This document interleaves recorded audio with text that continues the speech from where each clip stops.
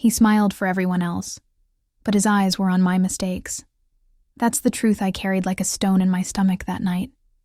At my own birthday dinner, Mark sat at the head of the table, laughing, toasting, making everyone feel welcome.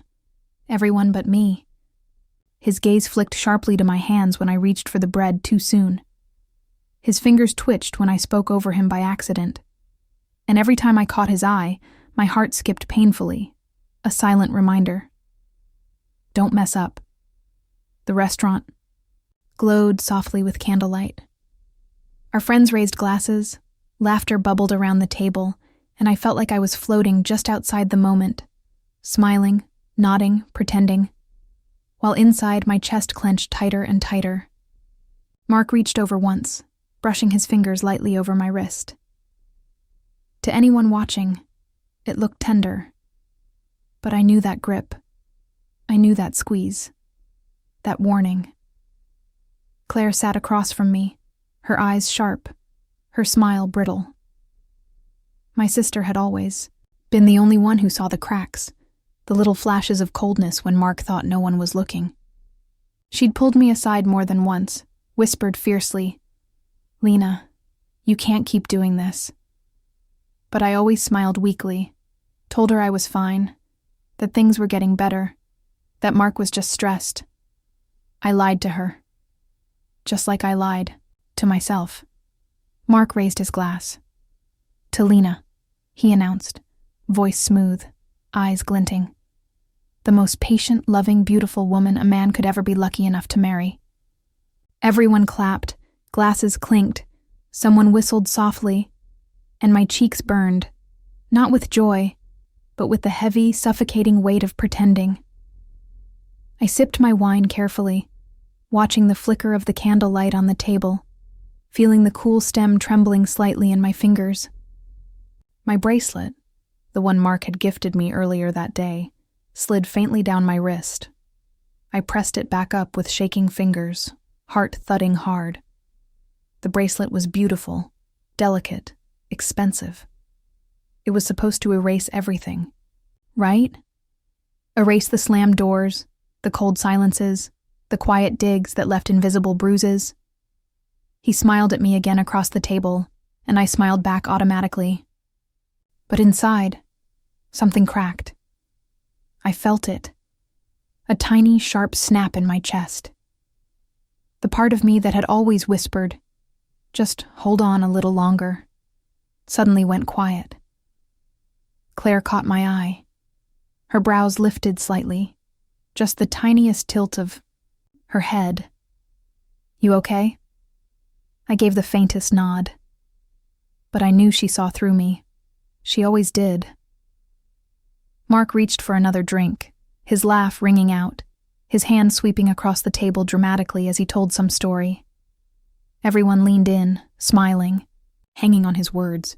I sat back slightly, breathing shallowly, watching the room blur faintly at the edges. I thought about the way he'd grabbed my arm in the car earlier, just for speaking too sharply. I thought about the apology that came minutes later, the flowers, the soft kiss on my forehead. I thought about how many times I'd believed him. He lied, and I believed his promises. My throat tightened painfully. The night stretched on, the conversation spilling easily from topic to topic. I faded further and further into the background, my heart pounding louder, my fingers curling tightly in my lap. My chest ached with the weight of all the unsaid things, all the years of swallowing pain. I could feel it rising now, a wave I'd been pushing down for too long. Fear, anger, exhaustion. And under it all, a strange, quiet clarity I hadn't felt in years. My breath hitched softly. Claire's eyes locked on mine again, sharper now. She knew. Somehow she knew. I stared down at my plate, pushing the food around absently. My hands trembled. My heart raced. My mind whispered over and over. A wife like me should feel grateful, right? But I wasn't grateful, not anymore. I was tired, and deep in my purse, tucked under a layer of tissue, were the papers I'd been carrying for weeks.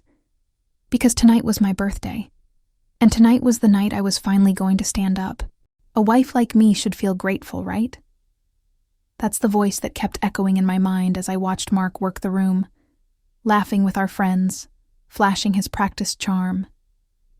Everyone loved him. They always had. He was the man who knew the right words, the right jokes, the right compliments to melt a room.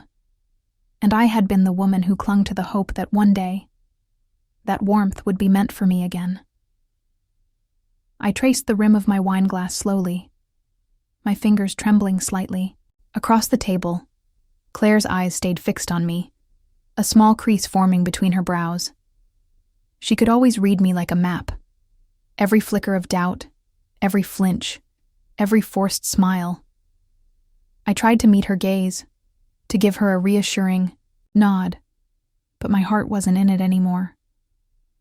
Mark leaned in, pressing a light kiss to my cheek, his lips brushing cold against my skin. "Happy birthday, baby," he murmured, his voice low, silky, practiced. I forced a soft laugh, feeling my stomach twist as I murmured back, "Thank you, love." But inside, my chest ached with the weight of what I knew. I had spent years waiting for the apology that meant real change, waiting for the good days to outnumber the bad, waiting for the man I loved to come back to me. But every cycle had left me more hollow, more tired, more small. And now, tonight, I could feel the last threads unraveling. The papers in my purse were heavy in my mind, even though they weighed nothing in my hands. I had carried them for 3 weeks, hiding them, convincing myself I wasn't ready, that I needed more time, more proof, more courage. But deep down, I knew. I had known for months, maybe even years. Mark reached across the table, squeezing my hand, smiling brightly for everyone watching. I squeezed back automatically, feeling the bite of his fingers, the pressure hidden under the perfect husband act. He lied, and I believed his promises. But tonight, something in me had shifted. Claire texted me quietly under the table. "You okay? I'm here if you need me." My throat tightened. I blinked hard, fighting the sting in my eyes, typing back quickly. "Almost ready." She shot me a tiny, fierce nod, her eyes glinting. The dinner rolled on, gifts passed around, cake lit and sliced, the room buzzing with warmth and celebration. But inside, I was standing on the edge of a cliff, my heart pounding, my mind racing. Could I really do it? Could I really stand up and hand him the papers, break the mask, shatter the lie? My chest ached, my fingers dug into my lap. My breath came in shallow, tight pulls, and then Mark's voice cut sharply across the table. "Lena," he said, his smile slipping slightly. "Why aren't you paying attention?" I flinched, and I knew the moment was coming. He lied, and I believed his promises. That's the line that pulsed in my chest as I flinched under his voice. Mark's sharp tone cut through the table's laughter like a knife, making heads turn, making the air shift. I could feel the tension snap tight, invisible to most, but not to Claire. She stiffened instantly, eyes narrowing, shoulders squaring. Mark's hand slid slowly across the table, his fingers wrapping around mine, his grip just a little too firm. His smile was still there, but it had cooled, hardened, the polite public, face fading as his thumb pressed hard against my wrist. "You okay, baby?" he asked softly, his eyes darkening. My breath caught in my throat. I smiled faintly, forcing my voice to steady. "I'm fine, love," I whispered. But inside, the walls were crumbling fast. My heart pounded wildly, my chest tightening so sharply it hurt. I could feel the eyes around the table flicking to us, a few uneasy glances, a few awkward smiles. Mark leaned closer, his breath warm and sharp against my ear. "Stop zoning out," he murmured, his voice low, dangerous. "You're embarrassing yourself." My stomach twisted violently. My hands trembled under the table. Claire's eyes were locked on me now, her fists clenched in her lap, her whole body leaning slightly forward. The wine, the laughter, the glow of the room blurred into static around me. I couldn't hear the conversations anymore, couldn't focus on the music or the flicker of the candles. All I could feel was the crushing weight of his grip, the cold edge of his words, the heat rising up the back of my neck. For years, I'd convinced myself that the good outweighed the bad, that his coldness was stress, that his sharpness was love twisted by pressure. But tonight, in this moment, the truth hit me like a slap. This wasn't love. This was survival. Mark's voice sharpened again, slicing into me like a blade. "Why are you being so quiet?" he said, smiling thinly as he reached for his drink, his tone low but sharp enough for Claire to hear. "Don't ruin your own birthday, Lena." My chest seized, my hands shaking so hard I had to clench them in my lap. Claire shifted slightly, her eyes blazing now, her breath coming fast. She knew. She was waiting. And somewhere inside me, past the fear, past the panic, past the years of gaslighting and heartbreak, something cracked. Because I realized I wasn't afraid of him anymore. Not tonight. This wasn't love. It was survival. That truth sank deep into my bones as I sat frozen, feeling Mark's grip tighten slightly around my wrist under the table. His voice softened when others looked over, but the warning was unmistakable, the squeeze just sharp enough to leave a mark. I inhaled slowly, fighting the tremor in my chest. Claire's eyes locked on mine, fierce and steady, her whole posture stiff with silent rage. She mouthed something. "Do you want me to step in?" But I gave the faintest shake of my head. Not yet. I could feel it rising inside me, sharp and electric, the part of me I'd been burying for years. Mark lifted his glass, flashing a dazzling grin to the table. "To Lena," he said smoothly, his voice silky, his mask still firmly in place. "For putting up with me all these years."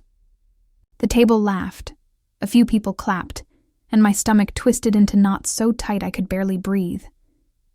I saw it now. How every public compliment was laced with private cruelty.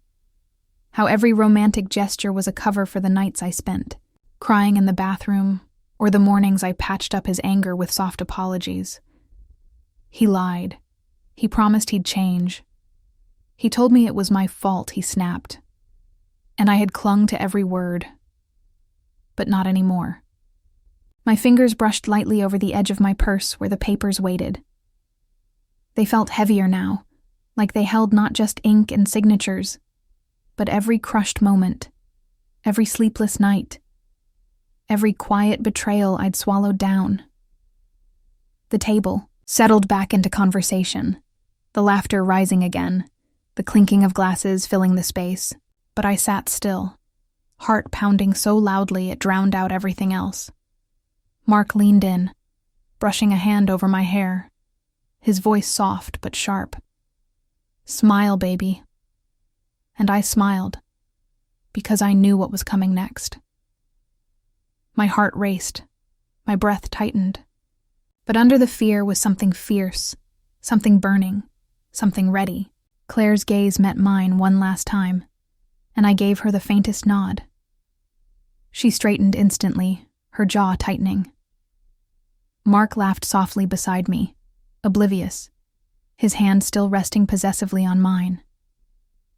But my fingers shifted, my breath steadied, and I felt the moment crystallize around me like glass. Because tonight was no longer about surviving him. Tonight was about ending it. They underestimated the woman who stopped being afraid. That thought pulsed hot and sharp inside me as I sat perfectly still, feeling the weight of Mark's hand on mine. hearing his low, laughing voice beside me. But inside, I was done flinching. I was done shrinking. I was done waiting for someone to save me. Claire caught my eye again, her gaze fierce, protective, brimming with unspoken words. I gave the tiniest, almost imperceptible nod. She straightened slightly, her hand curling into, a fist on the table, ready. But this wasn't her fight to finish. It was mine. I exhaled softly, feeling my fingers slip beneath the table, brushing the edge of my purse, curling around the folder tucked carefully inside. My heart pounded so loudly I was sure everyone could hear it. But my face stayed calm. My shoulders stayed steady. Mark leaned closer, his breath brushing my ear. "You're going to thank me for tonight," he murmured softly, a twisted kind of sweetness in his voice. My stomach twisted, but my fingers tightened on the papers. No, Mark, not this time. For too long I had waited for change, waited for apologies, waited for a version of him that never existed. But tonight, I realized something I should have known long ago. I wasn't the one who needed to change. He was the betrayal. He was the heartbreak. He was the one who had turned love into emotional abuse, control, manipulation, gaslighting, and convinced me I should be grateful. But now, I saw every sharp edge, every crack, every hidden bruise for what it was.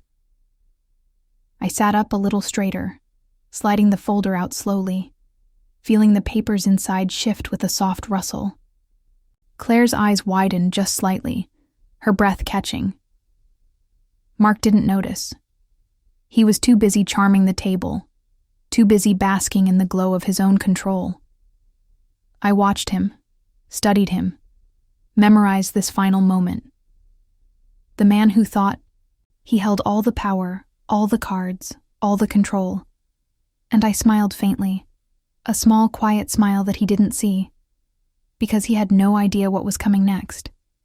Because tonight, I wasn't going to wait for him to hurt me again. Tonight, I was going to end it myself.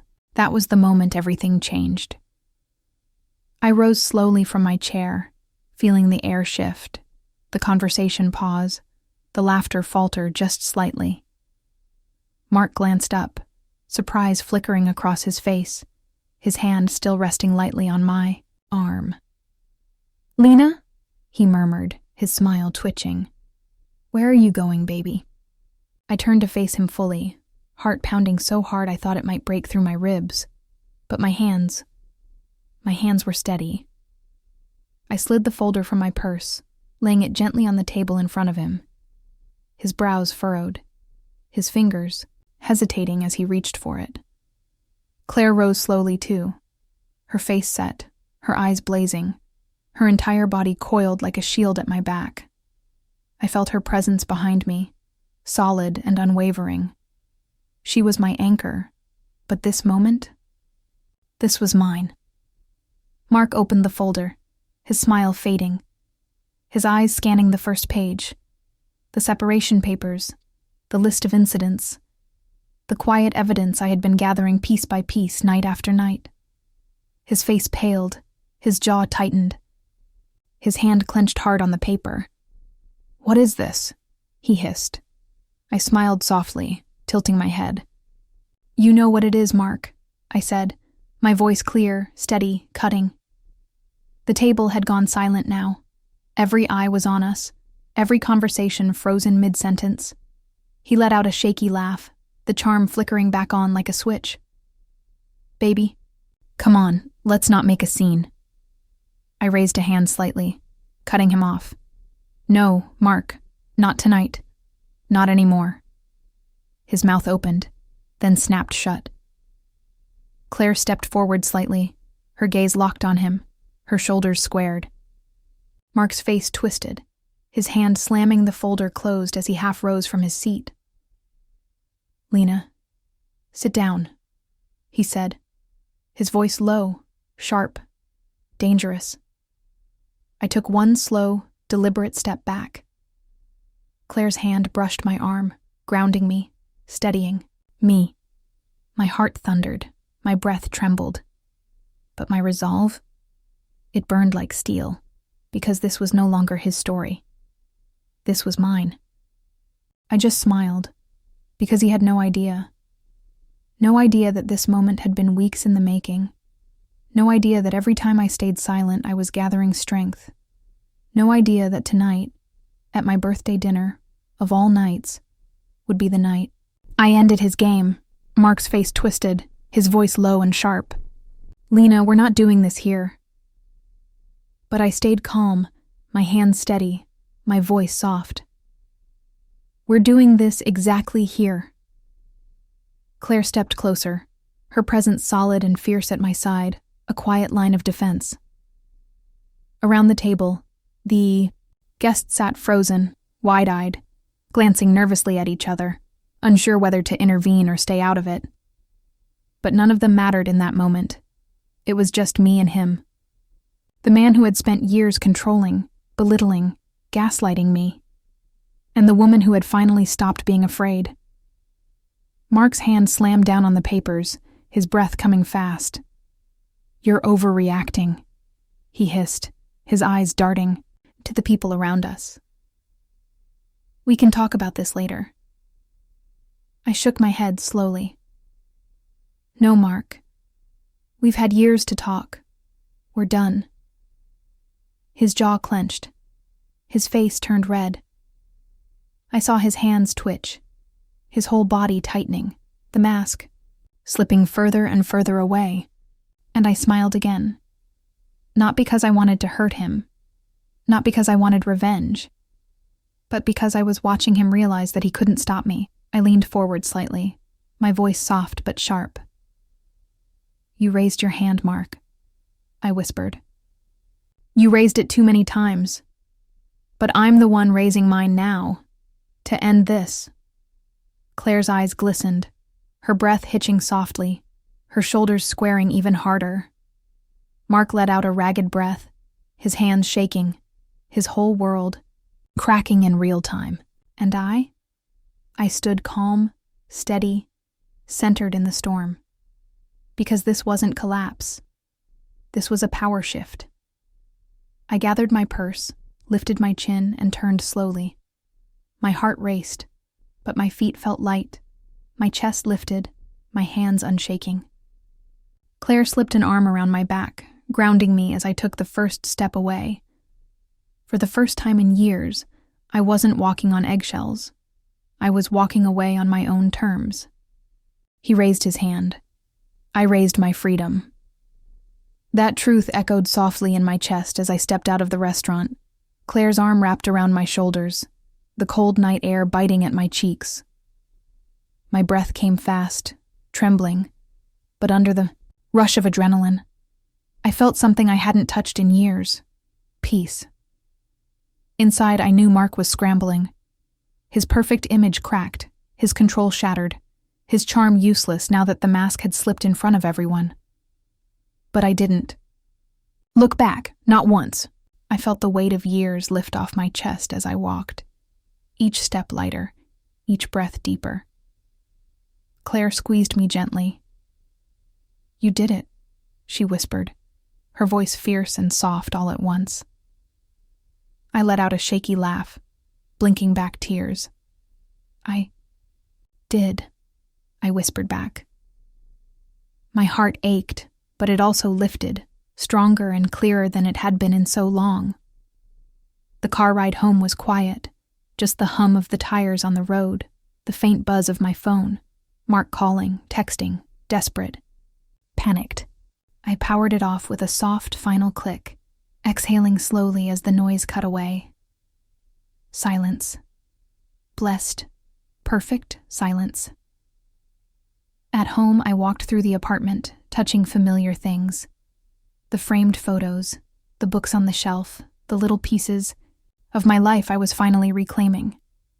My chest swelled with grief, with relief, with something raw and clean and sharp all at once. I poured a glass of water, sitting quietly at the kitchen table, staring down at my empty hands. No more pretending. No more apologizing. No more shrinking to fit a life that had tried to crush me. I had walked away. And I had survived. Claire sat across from me, her eyes soft but proud. "You're going to be okay, Lena," she murmured. I smiled faintly, wiping a tear from my cheek. "I know," I whispered. "For the first time, I know." Because Mark might have tried to break me. But he had underestimated one thing. The woman he broke wasn't the one who walked away tonight. The woman who walked away was someone stronger, someone free.